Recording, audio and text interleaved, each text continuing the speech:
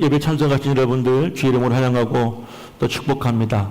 오늘 처음 또 뵙는 얼굴도 계시는데 오늘 주시는 그 은혜와 말씀 속에서 은혜 받는 시간 되시기를 간절히 소망합니다.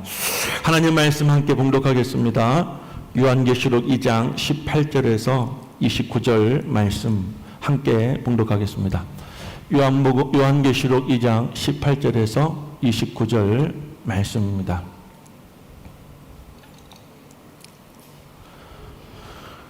자, 우리 한 목소리로 함께 읽어봅니다.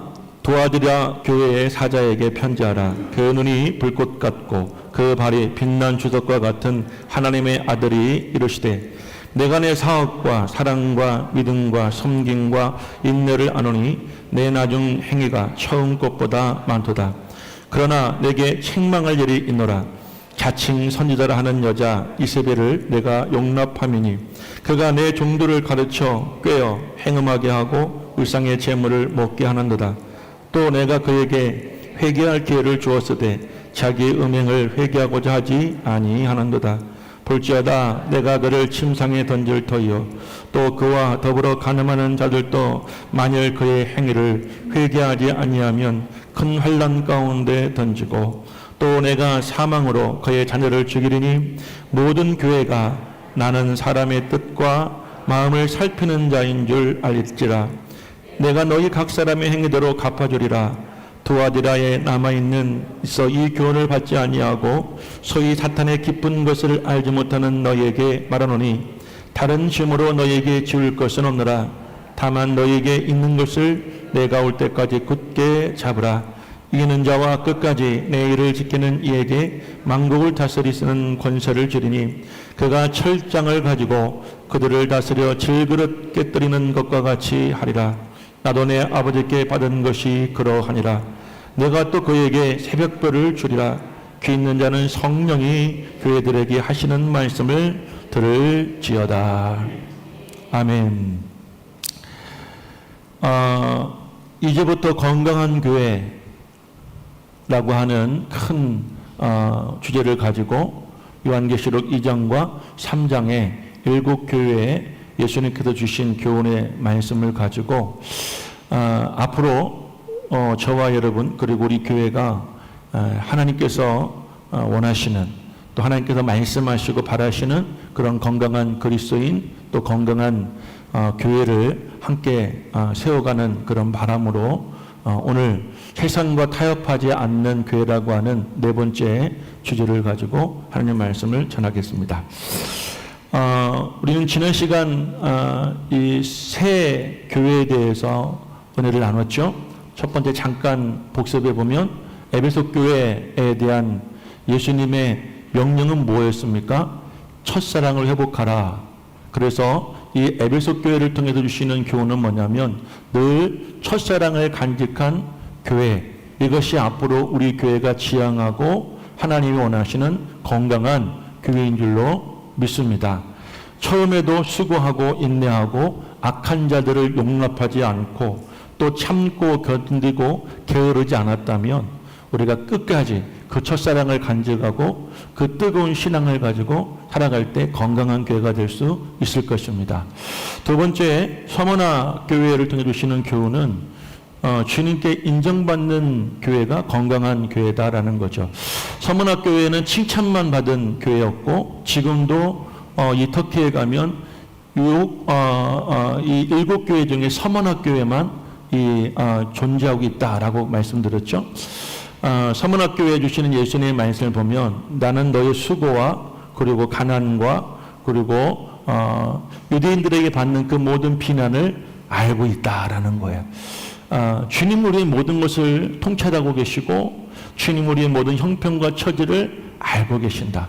주님은 우리와 상관없는 분이 아니라 굉장히 상관이 있는 분이시다. 그래서 실상은 너희들이 가난한 자들이 아니라 부유한 자다라고 말씀하셨죠. 그래서 하나님께서는 개척교회 그리고 건축교회를 섬기는 여러분들의 그 고난과 고통과 그 믿음을 다 알고 계십니다.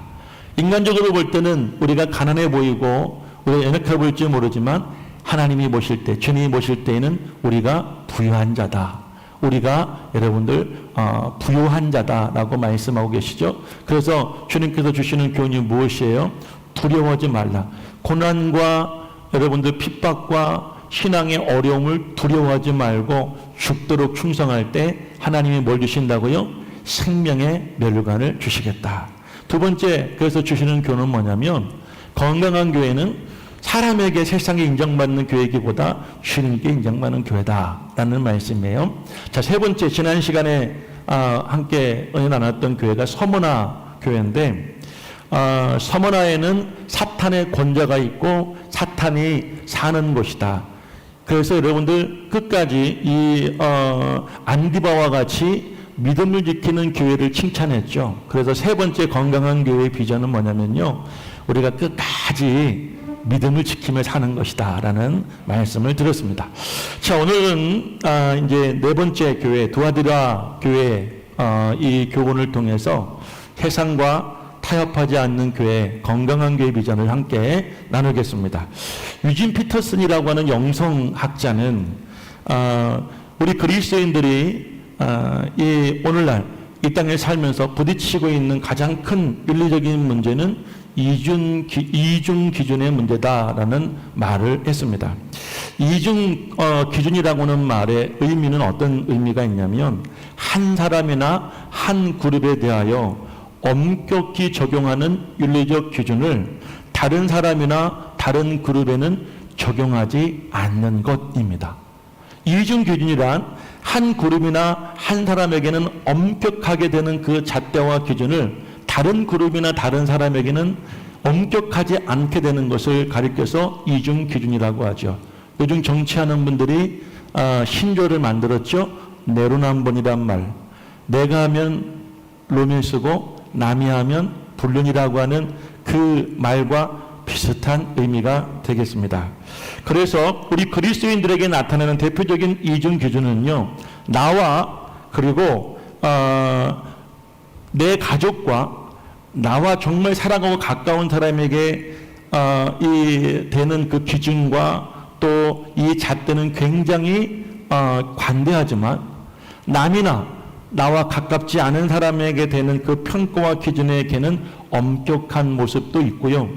뿐만 아니라 더 큰 문제는 주일날 교회 안에서의 이 신앙과 우리의 행실과 그리고 주중에 교회 밖에서의 우리의 생각과 우리의 삶의 모습이, 그 기준과 잣대가 다른 그런 삶의 모습들을 우리는 발견할 수 있게 됩니다.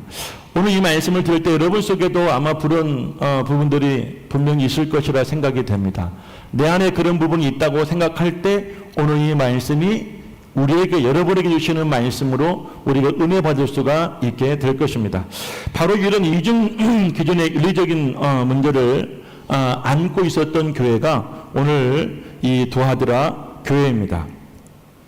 이 두아디라 교회를 향해 주시는 예수님의 말씀 매우 단호하고 엄격하셨습니다. 오늘 18절 말씀을 다시 한번 읽어보겠습니다. 18절 말씀을 함께 읽습니다. 시작. 두아디라 교회의 사자에게 편지하라. 그 눈이 불꽃 같고 그 발이 빛난 주석과 같은 하나님의 아들이 이르시되라고 말하죠. 하나님 아들 예수 그리스도를 소개할 때 두 가지 모습을 소개하죠. 그 눈이 뭐와 같다고요? 불꽃과 같고, 그분의 발은 뭐가 같다고요? 빛난 주석과 같다고 말씀하셨죠. 이것은 뭘 의미하냐면, 인간의 모든 생각과 모든 행동과 삶을 통찰하고 계신 예수님의 그 신적인 능력을 말하기도 하지만, 또 한 가지는 예수님이 그런 인간을 보시고 인간을 심판하실 만한 강력한 의지가 있음도 이 말씀 속에 포함되어져 있습니다. 두아디라 이 지역은요, 지난 시간에 우리가 함께 나누었던 버가모라고 하는 지역에서 북동쪽으로 약 80km 떨어진 곳에 위치해 있는 아주 작은 그런 도시였습니다. 우리가 그동안 나누었고 또 앞으로도 나누게 될 소아시아 7 지역의 교회들 중에서 가장 작은 교회였고, 역시 그 지역 역시도 가장 작았다고 합니다. 작년 6월 안중과 청북의 이 인구가 몇 명이었는가 제가 보니까 약 7만 명 정도 됐더라고요. 그런데 이 두아디라 이 지역의 인구가 지금도 약 6만 명 정도 된다고 하니 이 지역의 규모는 청북과 안중을 합친 정도의 규모밖에 되지 않는 작은 소도시 지역이었던 것입니다. 이 지역에는 사도 바울이 2차 전도 여행 때 빌립보에서 만난 자주장사 루디아의 고향이 바로 이 두아디라였습니다. 루디아는 자주장사였는데 이 자주는 진홍색의 양모나 아마포로서 이 자주는 어디에서 뭘 가지고 이 색감을 만드냐면 달팽이를 가지고 이 물감을 만들어서 염색을 하고 이 자주 옷은요 이 로마의 황제만 입었던 굉장히 고급 옷감이었다고 그럽니다. 그래서 이 두아디라는 작은 지역이었고 또 작은 교회였지만 이 교회가 이 지역의 사람들이 미치는 영향력은 결코 작지 않았음을 우리에게 알려주는 그런 정보입니다. 그런데 오늘 이 말씀을 보게 되어지면 소아시아 7교회 중에서 우리 주님은 가장 많은 말씀을 하고 계시죠. 그러니까 교회는 작고 지역은 작았지만 주님이 하고 싶은 말씀은 제일 많았던 교회가 바로 이 두아디라 교회였던 것입니다. 자, 먼저 이 두아디라 교회가 받은 칭찬, 정말 예수님께 받은 이 극찬의 말씀은 무엇이었을까요? 크게 두 가지가 있는데 첫 번째는 뭐냐면 이 교회는 사업과 사랑과 믿음과 섬김과 인내로 헌신했던 교회고요. 또 한 가지는 이 교회가 칭찬받은 모습은 어떤 모습이었냐면 그 처음의 행위가 나중의 행위가 처음보다 많았다는 거예요. 그러니까 교회 안에서 신앙생활하면서 그 열심히 하는 그 정도가 처음보다 시간이 갈수록 점점 더 많았어요. 자, 이 말씀을 담은 오늘 본문 19절 말씀을 함께 읽어봅니다. 다 같이 19절 말씀을 읽어보겠습니다. 시작. 내가 내 사역과 사랑과 믿음과 섬김과 인내를 아노니 내 나중의 행위가 처음 것보다 많도다라고 말합니다. 예수님께서 이 교회 성도들에게 칭찬하시는 그 신앙의 모습 속에 우리가 정말 본받아야 될 이 5가지 믿음의 모습, 이들은 뭘 믿었을까요? 예수님의 십자가 사랑을 믿었죠. 십자가 구원을 믿었죠. 그리고 예수님이 주시는 여러분들 그 축복과 또 여러분들 예수님께 우리가 함께 하신다는 그 임마누엘의 그 믿음이 그들에게 있었던 거예요. 그러다 보니까 그들은 예수님도 사랑하고 또 교회도 사랑하고 성도들을 사랑하게 되었습니다. 그 사랑의 결과로 말미암아 그들은 열심히 교회 안에서 섬김의 일을 감당하게 된 것이죠. 제가 이제 주일날 예배를 드리기 위해서 토요일날, 특별히 성도들이 그래도 가장 많이 오는 날이 토요일날인데요. 토요일날 교회를 보면 참 마음이 기쁘고 흐뭇합니다. 꽃꽂이 하시는 집사님, 그리고 매주마다 청소를 하시는 우리 집사님들, 또 우리 권사님들. 이번 토요일날은 처음으로 청소하시는 집사님이 계셨어요. 본래 세 번째 주는 저희 아내가 청소를 하는데 유지현 집사님이 이번 주부터 처음으로 같이 청소에 이제 합류해 주셨는데 우리 아내가 그러더라고요. 성격 나온다고. 얼마나 꼼꼼하고 깔끔하신지 본당과 식당과 그리고 교육관을 아주 땀을 뻘뻘 흘리면서 청소를 하고 가셨어요. 물론 여러분들을 제가 안 하신 분들을 비난하는 게 아니라 하신 분들을 축복하는 것은 여러분 괜찮죠? 나는 안 했는데 하는 거 가지고 또 한 번 했다고 뭐라고 또 그걸 또 그러네. 한 번 했으는 게 더 잘하라고 하는 거죠. 그리고 지난주부터 우리 전은정 기사님이 차량 운행을 이제 하시기로 하셨어요. 그래서 오늘 이옥희 권사님이 못 오셔서 안중 지역을 이제 가시기로 하셨는데 아마 그런 것 같아. 보다 참다 나선 것 같아. 누군가 우리 그 누군가는 남자분들이겠죠. 사랑 운행을 해주기를 보고 있다가 우리 집사님이 도저히 기다릴 수 없어서 아마 주일날 차량 운행을 해주시겠다고 하시고 지난주부터 시작하셨어요. 우리 손영인 집사님도 매주마다 정말 지금껏 15년 동안 한 번도 빠지지 않고 주일 와서 이 꽃꽂이를 하고 계시고 식당도 보면 우리가 지금은 점심 식사를 하지 못하지만 식사할 때 보면 늘 당번이든 당번이 아니든 식당에서 땀을 흘리며 수고하시는 우리 권사님들이 계십니다. 이분들의 이 헌신과 수고가 어디서 나올까요? 하나님을 사랑하고 교회를 사랑하고 성도를 사랑하는 그 믿음 속에서 나오지 않을까요? 그렇죠? 이들에게는 섬김이 있었고, 그리고 이 모든 섬김 속에서 당하는 시련과 역경과 여러 가지 그 마음의 번뇌를 참고 인내하는 그런 믿음이 있었던 것이에요. 그뿐만 아니라 오늘 이 두아디라 교회 예수님이 가장 1번으로 축복하는 그 축복의 모습이 뭐였냐면 사업이었습니다. 이 사업은 바로 그리스도 안에서의 선한 사업을 말합니다. 선교 사업인지 구제 사업인지 성경은 소개하고 있지 않지만 두아디라 교회는 이 교회 밖으로 여러 가지 모양과 모습에 영향력을 미치는 그런 작지만 큰 일을 하는 그런 교회가 바로 이 두아디라 교회였던 것이죠. 그래서 주님은 이런 5가지 모습을 축복하고 계시는데 우리가 주목할 것은 어떤 모습이냐면 그들의 믿음과 사랑과 수고와 인내와 헌신과 이 모든 사업이 처음보다 여러분 시간이 갈수록 나중에 더 크고 더 많았다는 거예요. 얼마나 극찬 중에 극찬 아니겠습니까? 그런데 이 모든 것을 한 방에 뒤집어 엎는 그렇게 칭찬할 거리가 많았던 이 두아디라 교회였지만 한 가지 주님으로부터 책망받는 그런 모습이 있었어요. 그것이 무엇이었냐면 제가 서두에 말씀드렸던 이중적 가치, 이중적 기준을 이 교회는 받아들였다는 것이죠. 자, 그 책망의 요소가 무엇이었을까? 오늘 20절 말씀을 한번 같이 볼까요? 20절 말씀을 함께 읽어보겠습니다. 본문 20절입니다. 시작. 그러나 내게 책망할 일이 있노니 자칭 선지자라 하는 여자 이세벨을 내가 용납하미니 그가 내 종들을 가르쳐 꾀어 행음하게 하고 우상의 제물을 먹게 하는도다. 오늘 이 두아디라 교회 안에는 어떤 여인이 있었어요? 자칭 선지자라고 하는 여자 이세벨이라는 사람이 있었습니다.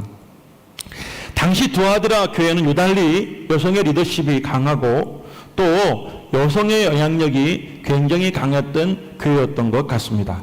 서두에 말씀드렸던 것처럼 유럽 최초의 교회였던 이 빌립보 교회를 개척할 당시에 사도 바울은 그 제자들과 함께 빌립보에 들어갔는데 막상 들어갔지만 기도할 처소조차도 없었죠. 안식일 날 어디 가서 기도해야 되나 시냇가에 가서 기도 처소를 찾던 중에 만난 여인이 바로 루디아였어요.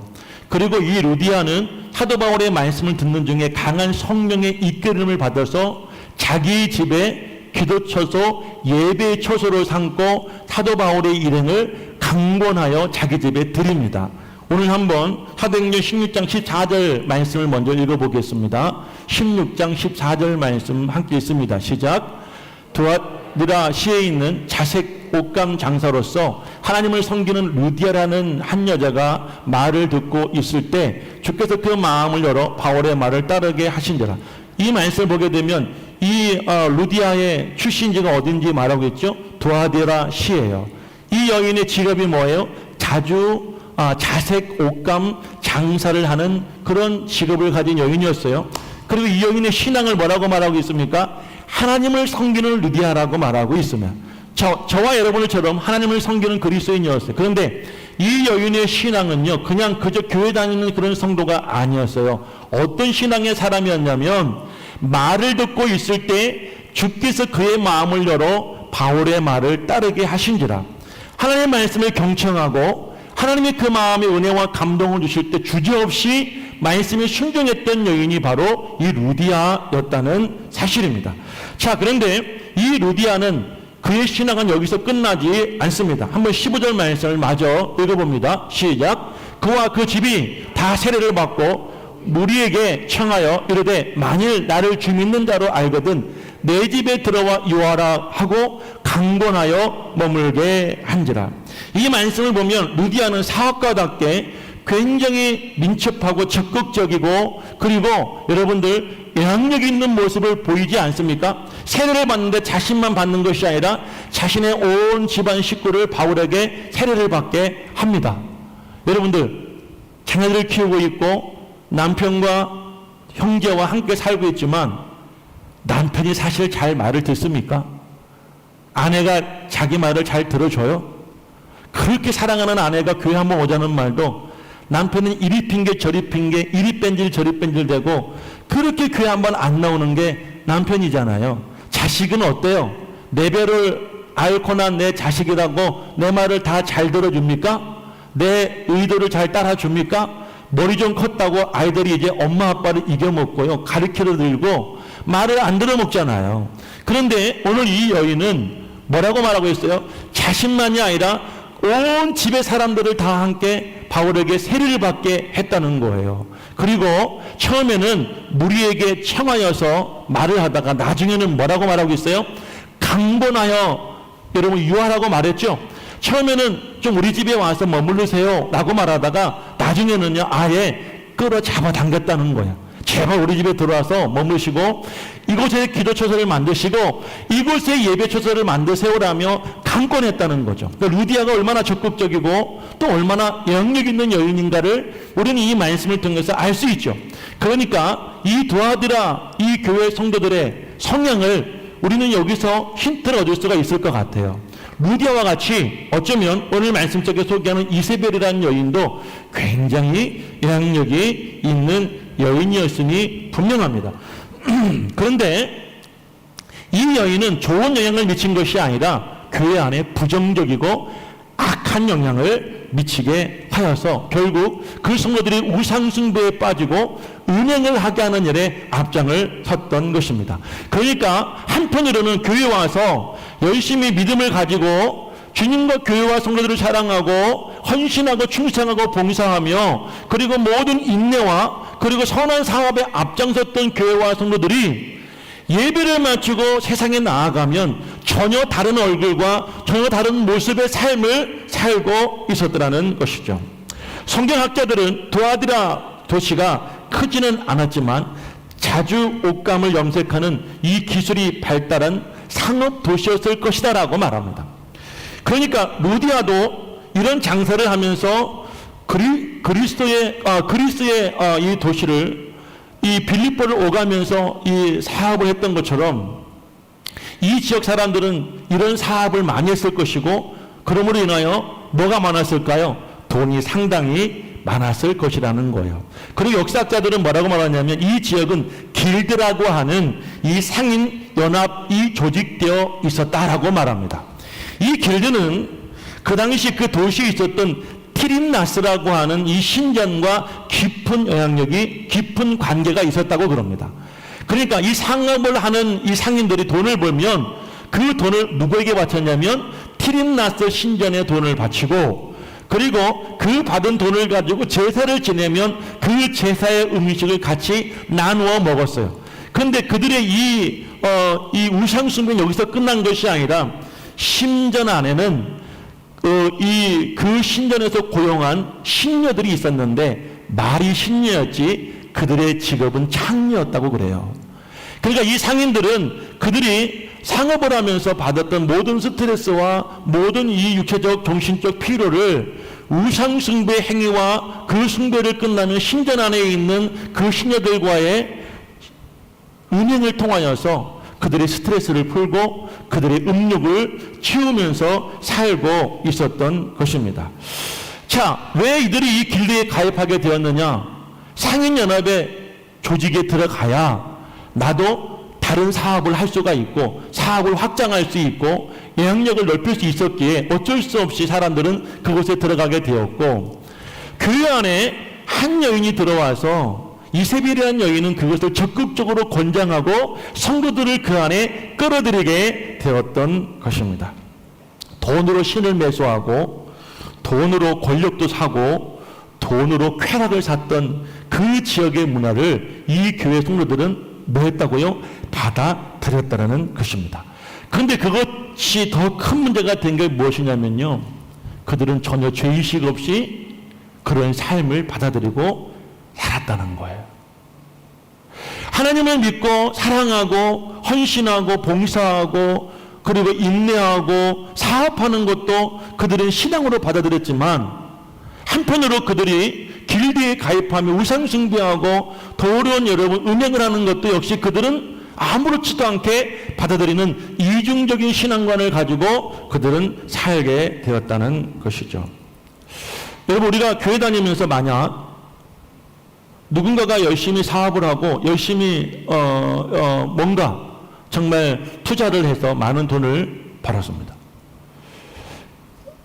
그래서 우리가 한때 이 교회 안에 번영신학이 발달할 때, 우리나라가 가난하고 어려울 때에는 교회 다니면 복을 받고, 교회 다니면 부자 되고, 교회 다니면 건강하고, 교회 다니면 문제가 해결된다고 하는 그런 신앙의 논리를 교회에서 증거했죠.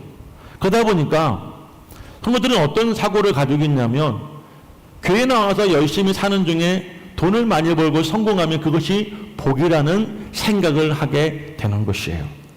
그 복을 받기 위해서는 이 두아드라 교회 성도들처럼 내가 열심히 신앙생활 하듯이 내가 사회생활도 열심히 해야 된다고 하는 그런 가치관이 이 교인들과 뿐만 아니라 이 시대의 많은 성도들의 이 뇌리 속에 자리 잡고 있었다는 사실입니다. 우리 교회 안에 혹시 이런 사람이 없지 않나 저는 염려가 되고요. 혹시라도 이런 유혹에 빠져서 나도 그런 삶을 소망하고 아무렇지도 않게 그것을 받아들이며 살아가고 있는 성도가 혹시 우리 가운데 없는지 오늘 우리 스스로에게 자문했으면 좋겠습니다. 다른 교회와 다른 성도들을 볼 때는 엄격하게 되었던 그 기준과 잣대를 나에게는, 우리에게는 굉장히 여러분들 너그럽고 아무렇지도 않게 받아들이면서 그것이 신앙인 것처럼, 하나님 원하시는 삶인 것처럼 우리가 그렇게 포장하며 살아가는 이중적인 기준과 그런 잣대와 가치관을 갖고 있지 않은가, 오늘 이들의 신앙의 모습을 통해서 발견할 수 있어야 되는 것이죠. 자, 오늘 주님께서는 그런 성도들에게 회개할 것을 단호하게 요구하십니다. 오늘 21절부터 23절까지 본문의 말씀을 함께 읽어봅니다. 다 같이 읽겠습니다. 21절부터 23절까지 말씀입니다. 방송실, 자, 성경을 보시고 읽겠습니다. 또 내가 그에게 회개할 기회를 주었으되 자기 음행을 회개하고자 하지 아니하는도다. 볼지어다 내가 그를 침상에 던질 터이요 또 그와 더불어 간음하는 자들도 만일 그의 행위를 회개하지 아니하면 큰 환난 가운데에 던지고, 또 내가 사망으로 그의 자녀를 죽이리니 모든 교회가 나는 사람의 뜻과 마음을 살피는 자인 줄 알지라. 내가 너희 각 사람의 행위대로 갚아주리라. 주님 마지막으로 말씀하세요. 각 사람의 행위대로 갚아주시겠다고 말씀하시죠. 그런데 행위대로 갚겠다고 말씀하시기 전에 뭐라고 주님께서 기회를 주시냐면 회개할 기회를 주고 계시잖아요. 내가 몇 차례 그 여인에게 회개할 기회를 주었지만 그 여인은 회개하지 않고 돌이키지 않았다고 말해요. 이건 이세벨에 대한 이야기예요. 그런데 그 다음 말씀을 보게 되어주면 이세벨만이 아니라 그 여인의 꾀임에, 그 여인의 유혹에 넘어가서 우상숭배와 그리고 음행하는 그 교회 안의 모든 성도들에게 그들을 침상에 던지고, 뿐만 아니라 여러분들 회개하지 않으면 큰 혼란 가운데 던져버릴 것이고, 더 나아가서 그래도 회개하지 않으면 사랑하는 자녀를 죽이기도 하겠다는 아주 무서운 경고의 말씀을 우리 주님은 하고 계시는 거예요. 침상에 던지겠다는 말은 무슨 말일까요? 모든 고통과 고민은 밤에 합니다.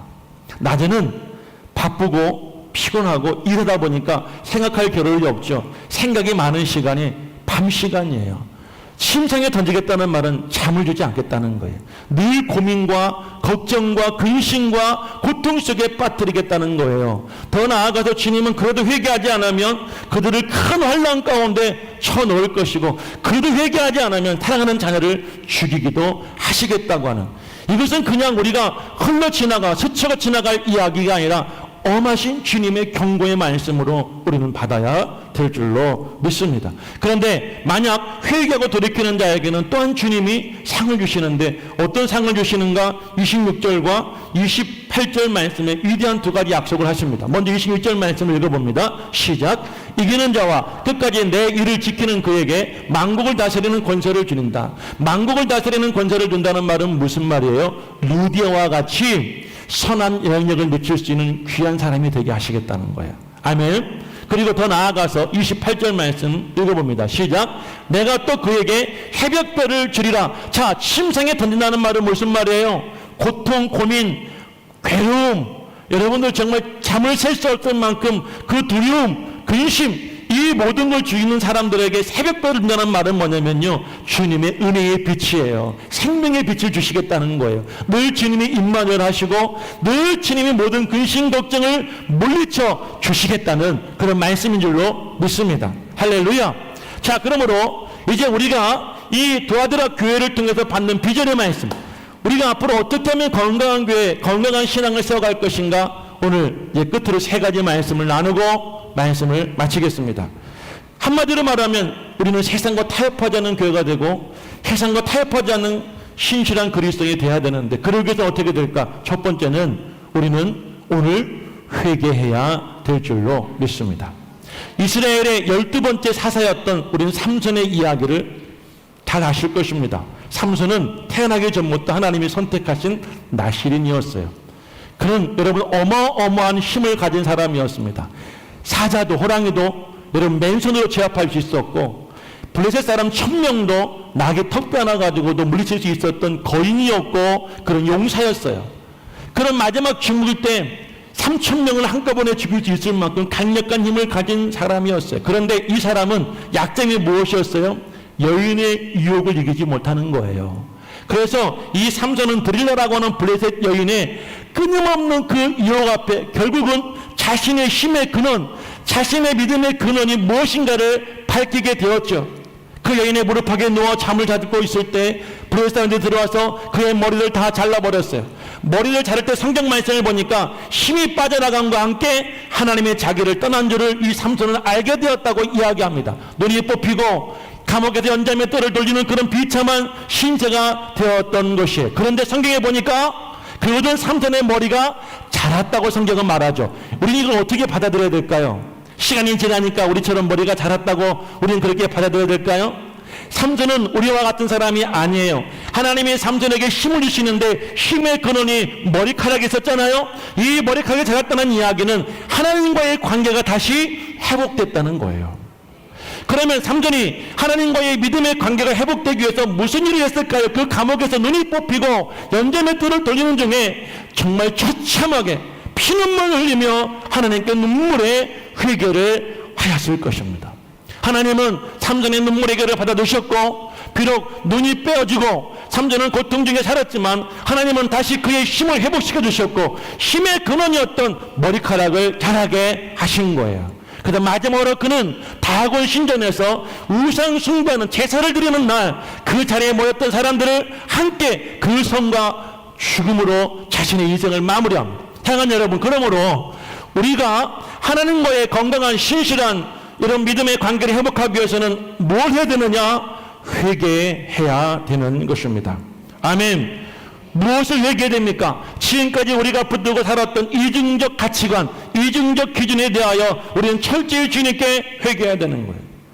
내가 세상적 기준과 가치관을 가지고 세상 속에 살아가면서도 교회 와서는 우리 주님의 이름을 부르고 주님 뜻대로 살겠다고 내가 기도의 모양, 찬송의 모양, 예배자의 모양을 가지고 이 자리에 앉아있지만 예배를 마치고 세상 속에 나아가면 우리가 그리스도인인지 그리스도인이 아닌지, 우리가 믿는 자인지 믿지 않는 자인지, 내가 정말 은혜 받은 자인지 은혜 받지 않은 자인지 어느 누구도 구별할 수 없는 해양 사람들과 똑같은 모습으로 살아왔던 우리의 삶을 오늘 이 시간 주님께 회개해야 됩니다.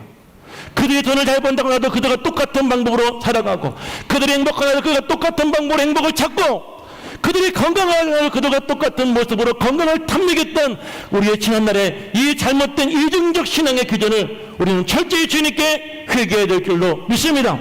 그리고 여러분들, 우리가 그 안에서의 언어와 회상 속의 다른 그 언어도 회개해야 됩니다. 내가 주님 믿습니다, 내가 주님 사랑합니다, 주님 충성합니다, 헌신합니다 했던 그 말을 세상 속에 나가서는 그 한 입술을 가지고 저주하고 비난하고 음해하고, 이 모든 입술에 대하여 우리는 회개해야 될 줄로 믿으시기를 주의 이름으로 간절히 축복합니다.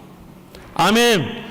교회에서 여러분의 모습과 세상에서 여러분의 모습이 달랐던 그런 신앙적 이중적 여러분의 그 잘못된 신앙을 오늘 철저히 주님께 회개하는 시간 되시기를 주님으로 간절히 축복합니다. 회개는 뉘우치는 것이 아닙니다. 회개는 단호하게 거절하는 것입니다. 회개는 단호하게 여러분 버리는 것이고 그 자리를 떠나서 돌이키는 것이 바로 회개인 줄로 믿습니다. 오늘 이 시간 주님이 이 도하드라 교회 성도에게 주시는 경고의 말씀을 우리가 기억하시고 오늘 이 시간 이 예배가 여러분에게 회개의 기회가 될 수 있기를 우리 주의 이름으로 간절히 축원을 드립니다. 두 번째는 돈을 비롯한 세상의 유혹을 우리는 단호히 거절할 수가 있어야 되는 것이죠.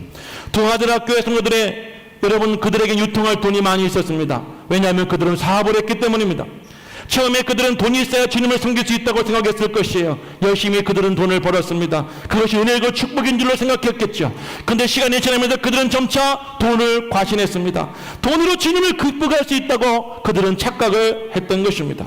결국 그들은 주님이 아니라 돈을 우상으로 섬겼고 이세벨 여인의 그 유혹에 그들은 모두가 다 마음을 빼앗기고 그 여인과 함께 그 조합에 가입하여 음행과 우상 숭배와 세상적인 모든 방법을 다 받아들이게 되었던 것입니다. 우리 입장을 목사가 어떻게 하러? 평생 교회만 살고 목회만 하는 사람이, 성경만 보고 기도하는 사람이 밖에 나가서 사업하고 밖에서 직장생활하는 우리의 마음과 현실과 입장을 목사가 어떻게 한다고? 그러니까 맨날 똑같은 말하고 똑같은 소리하고 똑같은 것만 외치고 있지. 혹시 이런 말하고 계신 분 계시죠? 그들은 결국 하나님을 버리고 자신의 쾌락과 자신의 인생의 기쁨을 살 수 있는 돈을 선택하게 된 거예요. 그런데 여러분들, 우리 주님의 눈은 어떤 눈이에요? 불꽃 같은 눈으로 그들을 보시지 못할 리가 없죠.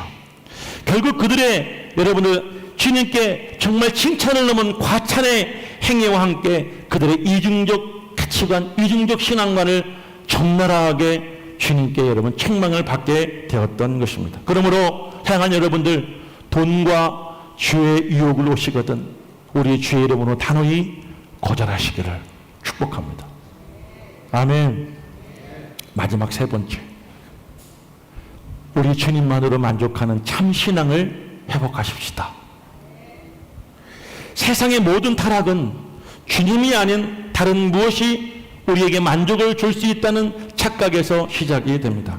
그러나 분명히 기억하십시오. 주님이 아닌 다른 그 무엇은 주님이 주시는 그 기쁨과 만족과 완전함을 줄 수가 없습니다.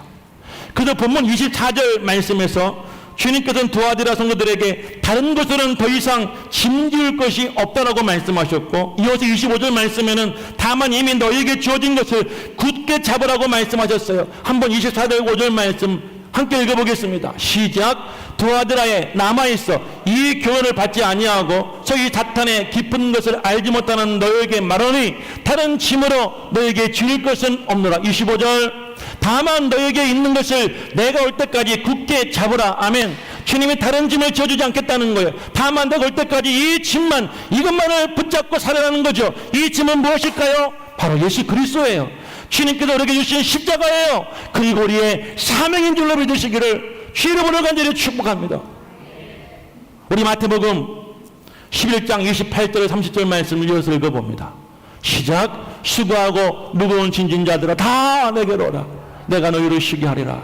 나는 마음이 온유하고 겸손하니 나의 멍에를 메고 내게 배우라. 그리하면 너의 마음이 힘을 얻으리니 이는 내 멍에는 쉽고 내 짐은 가벼움이라. 할렐루야.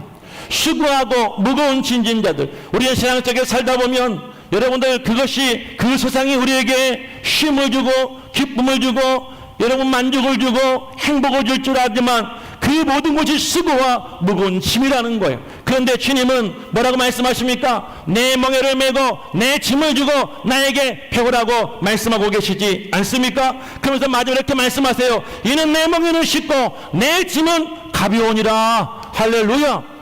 자, 우리가 여러분 오직 예수만 생각하고 오직 주님만 붙잡고 오직 주님께 여러분 삶과 사역과 여러분 사업과 인생을 맡겨드리면 그 주님은 우리의 삶을 가볍게 하고 우리의 삶을 쉽게 하시겠다는 것. 믿으시면 그게 아멘 하시기를 주의 이름으로 간절히 축복합니다.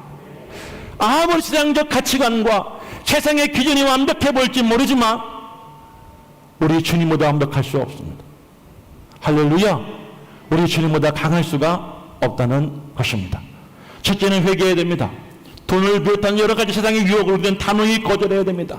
그리고 마지막 우리가 더욱더 중요한 것은 무엇이냐면 이제부터 오직 예수만, 이제부터 오직 주님으로만 우리가 만족하고 감사하고 기뻐하고 살아갈 수 있는 그 믿음을 가지시기를 주의 이름으로 간절히 축원을 드립니다. 17세기에 영국에서 메인플라워를 타고 북아메리카 대륙의 매사추세츠 이 플리머스에 도착했던 102명의 청교도들 이야기는 우리가 추수감사절만 되면 아주 귀에 따갑게 듣는 그런 이야기죠. 근데 그들이 이 배를 타고 넘어왔던 사연을 보게 되어지면 당시에 독일의 마틴 루터와 스위스의 지빙들리 그리고 영국의 이 장칼뱅이 종교개혁을 했던 시기였습니다. 이들은 모두가 다 중세 로마 카톨릭교회 총성 같았던 이 권위에 대항을 하고 모든 성도가 다 제사장이라고는 만연제사장설과 그리고 직업 소명론을 주장하게 되었어요.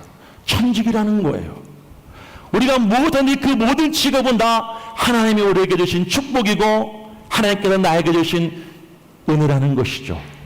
그러면서 그들이 외쳤던 것이 무엇이냐면 성속 이론론을 외쳤어요. 신앙과 삶이 하나다. 주님은 교회도 계시지만 밖에도 계시다. 주님의 말씀은 이 성전에서만 역사하는 것이 아니라 삶의 현장에서도 역사한다. 미국에 도착한 이 청교도들은 휴일날만 되어지면 모든 가게의 문을 닫았고 그러다 보니까 교회를 다니지 않았던 그 당시에 많은 사람들이 이 사람들 때문에 주일날 되면 모든 경제가 다 마비가 될 정도였다고 합니다. 그들은 모든 도덕적 가치관과 기준을 성경에 근거하여 열심히 하나님 말씀을 따르고 살았어요. 그러다 보니 미국이란 나라가 짧은 시간에 세계 최강대국으로 번영하게 된 줄로 믿으시기를 바랍니다. 사랑하는 여러분, 우상을 버리십시다. 아멘. 누구든지 어떤 사람인지 교회 안에 들어와서 하나님이 아닌 예수님이 아닌 다른 것이 우리에게 쾌락을 주고 만족을 주고 행복을 주고 기쁨을 준다는 말할 때 우리는 단호하게 그것을 거절하고 우리 입에서는 오직 예수님만 만족하고 예수님만 감사하고 예수님만 찬양하며 살아갈 수 있는 순결하고 거룩한 신부와 같은 우리 꿈의 교회가 되고 성도가 될 수 있기를 간절히 축복합니다. 그래서 네 번째, 도하드라 교회를 통해서 주시는 교훈은 뭐예요? 세상과 타협하지 않는 교회가 바로 건강한 교회인 줄로 믿습니다. 성경적인 원리, 말씀 중심, 예수 중심, 성령 안에서 세상을 이기고 승리하신 예수님의 그 믿음을 가지고 우리도 함께 세상을 이겨나갈 수 있는 거룩한 성도가 될 수 있기를 주의 이름으로 간절히 축원합니다. 우리 함께 찬양하시고 기도하고